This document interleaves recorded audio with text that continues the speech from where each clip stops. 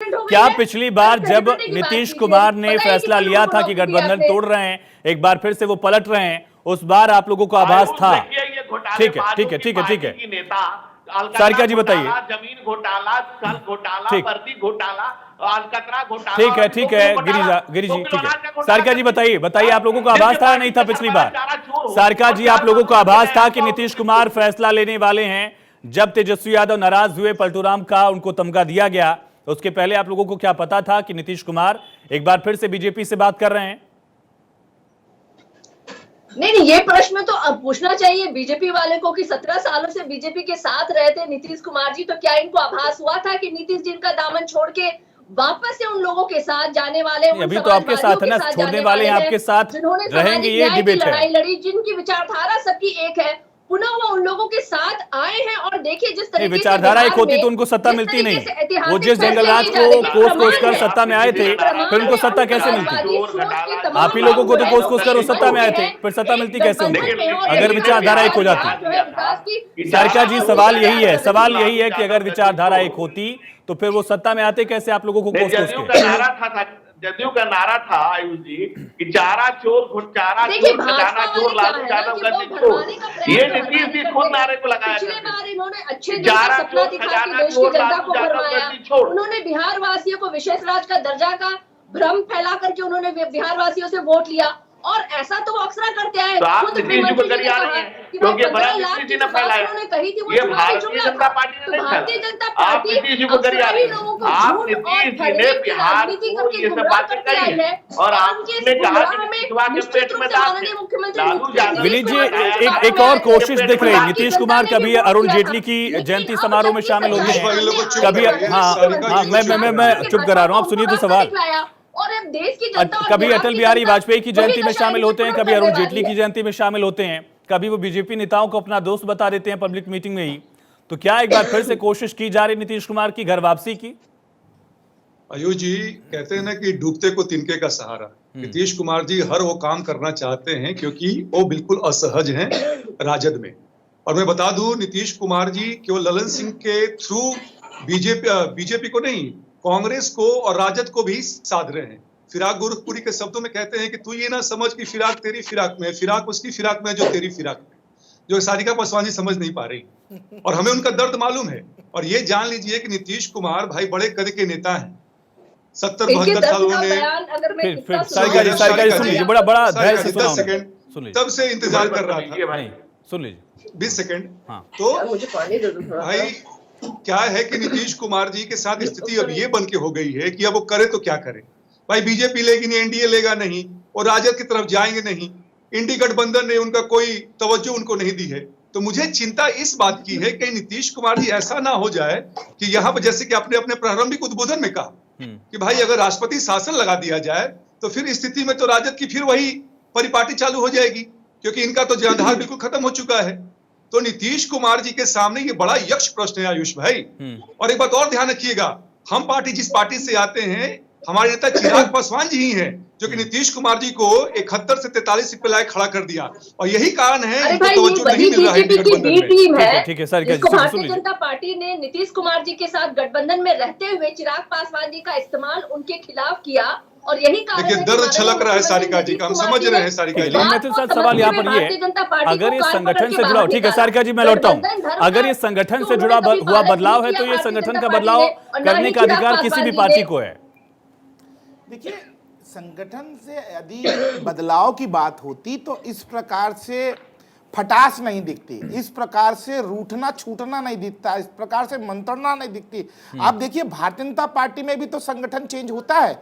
1 minute में एक press विज्ञप्ति आती है, प्रदेश अध्यक्ष चेंज हो जाते हैं, राष्ट्रीय अध्यक्ष चेंज हो जाते हैं, लेकिन ये जो मंत्रणाएं हैं, ये जो रूठना मनाना है, ये दिखाता है कि क्या चल रहा है। और वो लाइनें हैं मेरे को याद आ रही है आरजेडी के लिए, जो ये 2024 की बात कर रहे थे कि इनके पैरों के नीचे जमीन नहीं, लेकिन कमाल ये है कि इनको यकीन नहीं।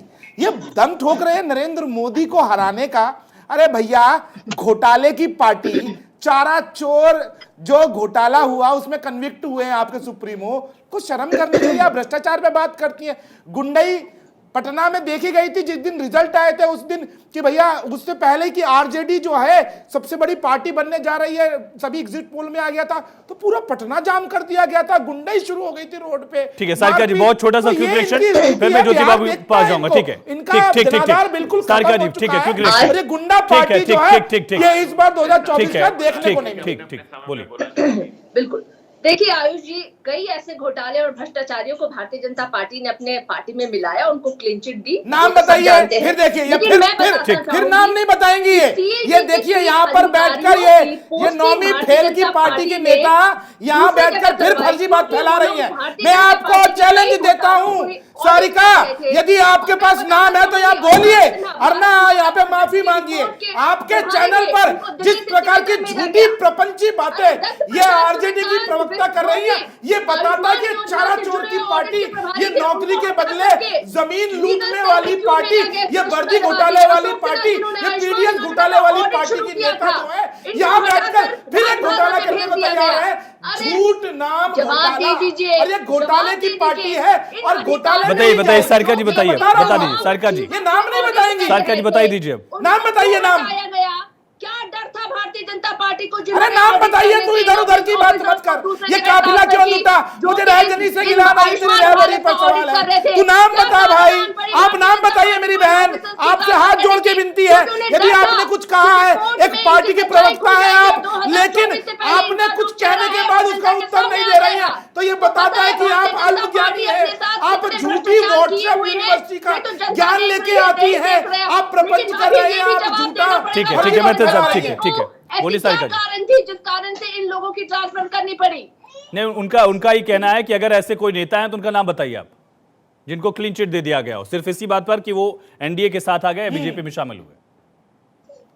देखिए लंबी फेहरिस्त है जिसके बताना मुझे लगता है कि आपकी पूरी डिबेट में पूरा पढ़ के आपको बता देती हूँ। देखिए 2016 में छगन भुजबल को अरेस्ट किया गया था। 870 करोड़ भ्रष्टाचार के आरोप में थे, ईडी का उनको समन था, जो कि भारतीय जनता पार्टी में जब ये शामिल हुए तो वो सारी चीजों को रोक दिया। क्या? क्योंकि भारतीय जनता पार्टी के पास ऐसी एक मशीन है जो भी चाहते हैं वहाँ पे वो उनके ऊपर जितने भी केसेस है वो क्लीन चिट मिल जाती है। रेड्डी ब्रदर्स के बारे में बताइए। नहीं, ठीक है ज्योति बाबू, ठीक है ज्योति बाबू, ये तो कहा जा रहा है कि एक फिक्सिंग हुई थी कि नीतीश कुमार प्रधानमंत्री का फेस बन जाएंगे, तेजस्वी कुमार मुख्यमंत्री बन जाएंगे। अब नीतीश कुमार फेस नहीं बने, तेजस्वी मुख्यमंत्री बन नहीं पा रहे हैं, इसी वजह से गठबंधन में हो गया है टसल, और टसल का नतीजा है जो रिफ्लेक्ट हो रहा है। आयुष जी थोड़ा आप निष्पक्ष रहें। और मैं ज्योति बाबू, अगर आपको लग रहा हो निष्पक्ष नहीं हूं तो मैं ये आपसे डिबेट में ही कह रहा हूं, किस फैक्टर पर नहीं हूं वो बताइए, मैं सुधारने की कोशिश करूंगा। इतनी वाली लिबर्टी देता हूं आपको, या मेरे पहले में कोई भी बैठा हो कह सकता है। अगर मेरे सवालों में आपको वजन कम लगा हो, बीजेपी के लिए, राजनीतिक विश्लेषक के लिए, एलजेपी आरबी के लिए, कांग्रेस के लिए भी, आरजेडी के लिए भी, आप कह सकते हैं, मुझे कोई दिक्कत नहीं है, लेकिन मेरे सवाल का जवाब दीजिए। ठीक है सारिका जी, नहीं सारिका जी, धनंजय जी, ठीक है ज्योति बाबू बोलिए। ठीक है ज्योति बाबू बोलिए, ज्योति जी बोलिए। ठीक है धनंजय जी, ठीक है, सुनिए अब सुनिए